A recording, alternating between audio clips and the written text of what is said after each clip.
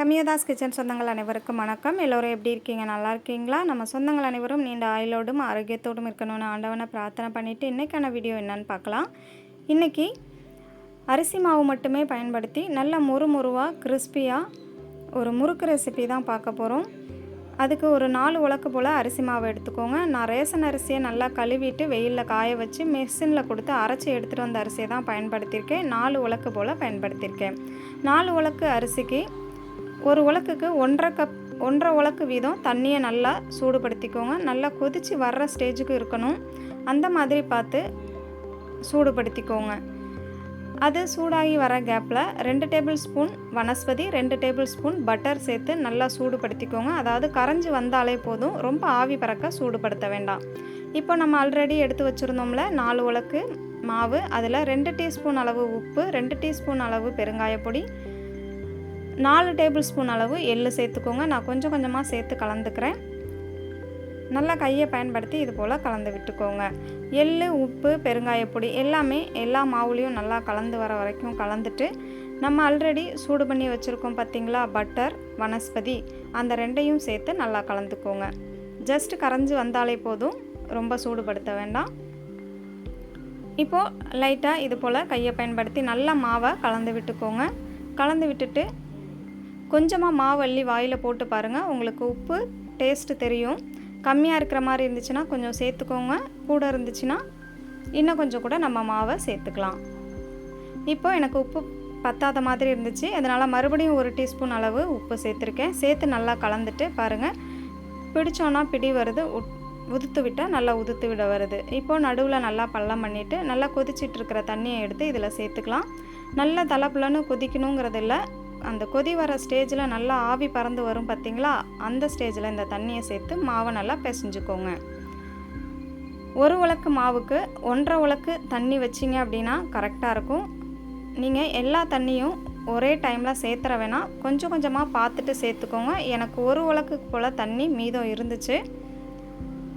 மத்துக்கட்டையோ பின்புறத்தை பயன்படுத்தி நல்லா இது போல் கலந்து விட்டுக்கோங்க. எனக்கு தண்ணி குறைவாக இருந்தது, மறுபடியும் கொஞ்சம் தண்ணி சேர்த்துக்கிட்டேன். நீங்கள் கொஞ்சம் கொஞ்சமாக தண்ணி சேர்த்து இது மாதிரி கலந்து விட்டுக்கோங்க.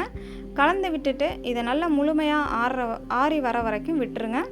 அதுக்கப்புறமா கையை பயன்படுத்தி நல்லா பிசைஞ்சு எடுத்துக்கோங்க. பிசைஞ்சு எடுத்துகிட்டு உப்பு கரெக்டாக இருக்கா அப்படின்னு ஒரு முறை செக் பண்ணி பார்த்துக்கோங்க. உப்பு கரெக்டாக இருந்ததுன்னா விட்டுறலாம், இல்லைனா கொஞ்சமாக சேர்த்து பிசைஞ்சு வச்சுக்கோங்க. இப்போ பாருங்கள், நம்ம எந்த அளவுக்கு மாவு சாஃப்டாக பிசைஞ்சு எடுத்துருக்கோன்னு. இப்போது இது போல் ஸ்டார் அச்சு இருக்குல்ல, 3 கண் உள்ளதை தான் நான் எடுத்திருக்கேன்.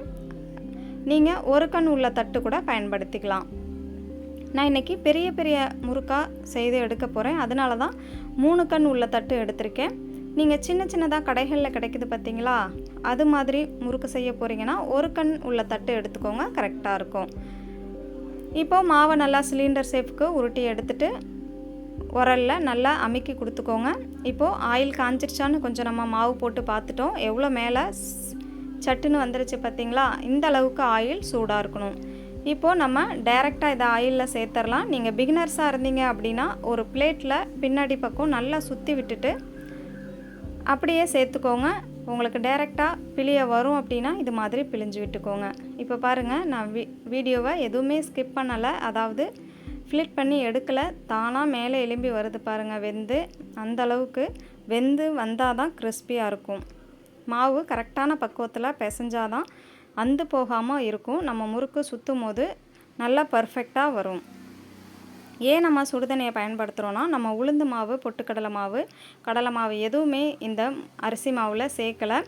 அப்போ நமக்கு பிஞ்சு போய் வரும். அதுக்காக தான் சுடுதண்ணியில் சேர்த்து மாவை பிசைஞ்சோன்னா மாவு கொஞ்சம் வெந்துடும்.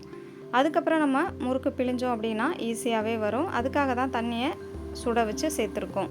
இப்போது பாருங்கள், எப்படி ஒரு பக்கம் வெந்ததுக்கப்புறம் இன்னொரு பக்கம் நல்லா திருப்பி விட்டோம். பபுள்ஸ் எல்லாமே முழுமையாக அடங்கினதுக்கப்புறம் தான் நம்ம முறுக்கை வெளியில் எடுக்கணும். இப்போது இன்னொரு பேட்ச் நம்ம செய்து காமிக்க போகிறோம்.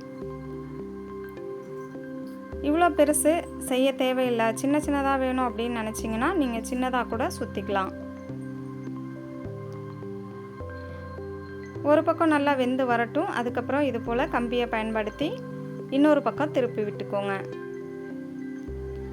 2 பக்கமும் நல்லா வெந்து பபுள்ஸ்லாம் அடங்கினதுக்கப்புறம் கொஞ்சம் லைட்டாக கோல்டன் ப்ரௌன் கலர் மாறும். அந்த கலர் மாறி வந்ததுக்கப்புறமா நீங்கள் எடுத்திங்கன்னா நல்லா கிறிஸ்பியாக மொறுமொறுவாக டேஸ்டான ஒரு அரிசி மாவு முறுக்கு கிடைக்கும்.